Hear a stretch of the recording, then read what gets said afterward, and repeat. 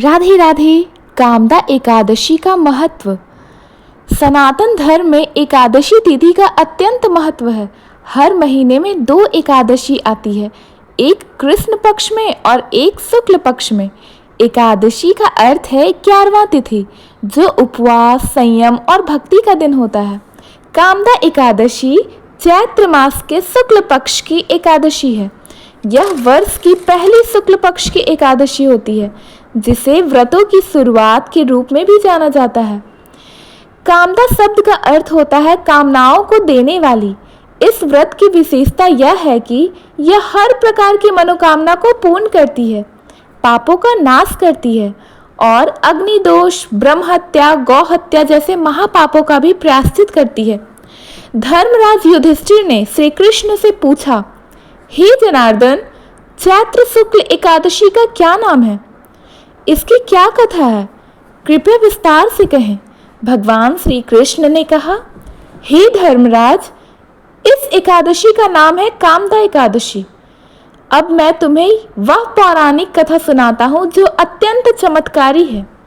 बहुत समय पहले रत्नपुर नाम की एक नगरी थी। यह नगरी गंधर्वों, किन्नरों और अप्सराओं से भरी हुई थी। यहाँ का राजा था पुंडरीक, जो वीर, ज्ञानी और धर्मात्मा था। इस नगरी में अनेक नर्तक, गायक, वादक, कलाकार निवास करते थे। इसी रत्नपुर में एक गंधर्व था, पुण्यध्वज। वह अत्यंत सुंदर स्वर का स्वामी था। उसकी पत्नी का नाम था ललिता। वह भी अनुपम रूपवती और परम पतिव्रत थी। पुण्यध्वज जहाँ भी गाता, वहाँ देवता तक पुलकित हो उठते। राजा पुंडरीक के दरबार में वह गंधर्व संगीत प्रस्तुत करता था। एक दिन पुण्यध्वज दरबार में गा रहा था, परंतु उसका मन अपनी प्रिय ललिता की चिंता में डूबा था। वह स्वर ताल में भटक गया। राजा ने क्रोधित होकर कहा, यह अपराध है, दरबार में अपमानजनक कार्य है, और श्राप दिया, तू अब राक्षस बन जाएगा। क्षण मात्र में पुण्यध्वज एक विकराल राक्षस बन गया। उसका सुंदर गंधर्व शरीर विकराल रूप में बदल गया। पत्नी ललिता उस भयावह रूप को देख रो पड़ी। वह अपने पति को पुनः गंधर्व रूप दिलाने के लिए वन वन भटकने लगी। वह तीर्थों में गई, ब्राह्मणों से मिली, तपस्वियों से पूछती, कोई ऐसा उपाय बताइए जो मेरे पति को मुक्ति दिला सके। एक दिन ललिता श्रृंगी ऋषि के आश्रम में पहुंची। वह अत्यंत करुणा से बोली, हे ऋषिवर, मेरे पति को साप से मुक्ति दिलाइए।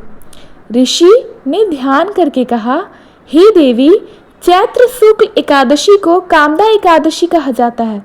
यदि तुम इस दिन व्रत करके अपने पति को पुण्य अर्पित करोगी तो वे राक्षस योनि से मुक्त हो सकते हैं।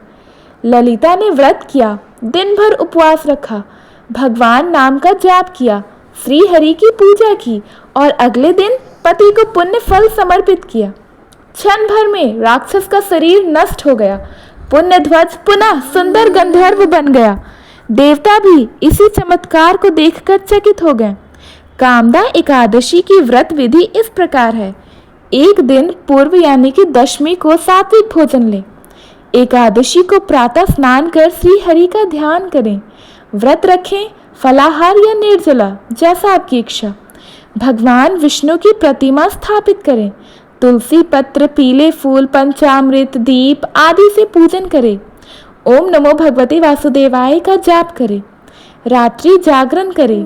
द्वादशी को ब्राह्मणों का दान देकर व्रत का पारण करें। जन्म जन्मांतर के पापों का नाश हो जाता है एकादशी व्रत करने से।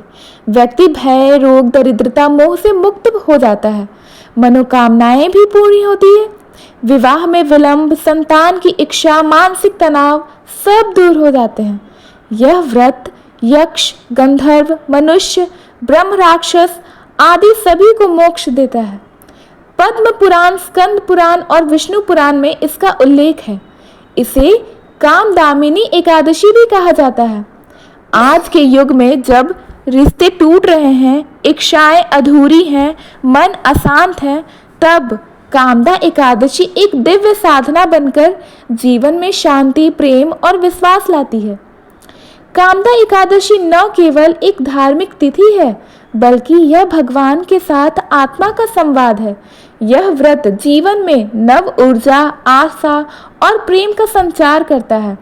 इसलिए कहा गया है, कामदा एकादशी व्रत करे जो नर नारी, सो पावे हरिपद अति उजियारी। धन्यवाद। राधे राधे। अगर आपको यह कामदा एकादशी की कहानी अच्छी लगी तो प्लीज़ हमारे वीडियो को लाइक करें, अपने फ्रेंड्स, फैमिलीज़, रिलेटिव्स सबके पास शेयर करें और सब्सक्राइब करना ना भूलें। धन्यवाद। राधे राधे। जय श्री कृष्णा।